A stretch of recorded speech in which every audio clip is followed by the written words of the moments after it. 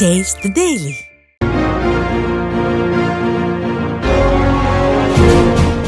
கோவை மாவட்ட அதிமுக சார்பில் சுங்கம் மற்றும் சரவணப்பட்டியில் அதிமுக கள ஆய்வுக் கூட்டம் நடைபெற்றது.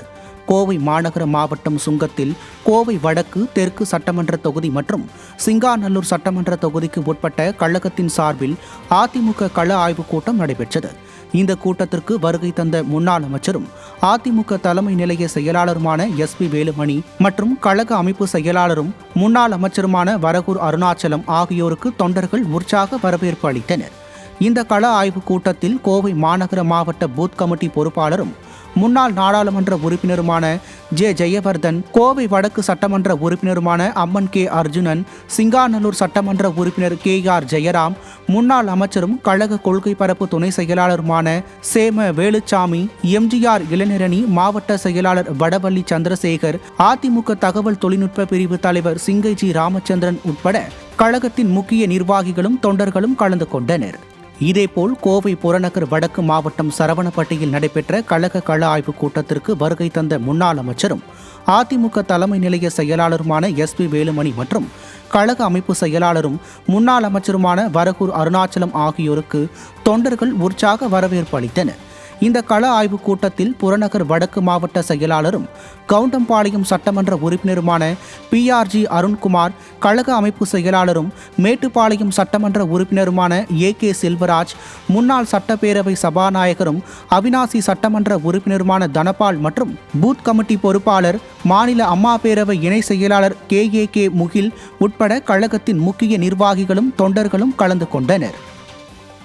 மாநிலங்களவையில் கடந்த 5 ஆண்டுகளில் திறக்கப்பட்ட கேந்திரிய வித்யாலயா பள்ளிகளுடைய எண்ணிக்கை மற்றும் தமிழ்நாடு உட்பட நாட்டின் ஒவ்வொரு மாவட்டத்திலும் ஒரு கேந்திரிய வித்யாலயா பள்ளியை திறக்கும் திட்டம் ஏதேனும் மத்திய அரசிடம் உள்ளதா என்று அதிமுக MP CV சண்முகம் கேள்வி எழுப்பினார். இதற்கு பதிலளித்த மத்திய கல்வித்துறை அமைச்சர், கடந்த 2019 முதல் 2024 வரை மொத்தம் 57 கேந்திர வித்யாலயா தொடங்கப்பட்டதாகவும், இந்தியாவில் மொத்தம் 1257 கேந்திரிய வித்யாலயா பள்ளிகள் செயல்பட்டு வருவதில் 45 கேந்திரா வித்யாலயா தமிழகத்தில் உள்ளதாகவும் தெரிவித்தார். மேலும் கேந்திர வித்யாலயாவின் புதிய சட்ட திட்டங்களுக்கு உட்பட்டு நிலங்கள் வழங்கப்பட்டால் கேந்திர வித்யாலயா பள்ளிகள் திறக்கப்படும் என்று அமைச்சர் தெரிவித்தார். மாநிலங்களவையில் விமான பயணிகளிடம் இருந்து பயனாளர் மேம்பாட்டு கட்டணத்தை வசூலிப்பதற்கான காரணங்கள் என்ன, இதன் தாக்கத்தை அரசாங்கம் எந்த விதத்தில் மதிப்பிடுகிறது என்பன உள்ளிட்ட பல்வேறு கேள்விகளை அதிமுக MP CV சண்முகம் எழுப்பினார். இதற்கு எழுத்துப்பூர்வமாக பதிலளித்த சிவில் விமான போக்குவரத்து துறை அமைச்சர், ஏரோநாட்டிக்கல் சொத்துக்களுக்கான முதலீடு மீதான வருமானம், இயக்க செலவு, தேய்மானம், வரி உட்பட பயனாளர் நலன்களை உகந்த முறையில் சமநிலைப்படுத்துவதை நோக்கமாக கொண்டே விமான நிலைய இயக்ககம் இதனை உறுதி செய்வதாகவும் தெரிவித்தார்.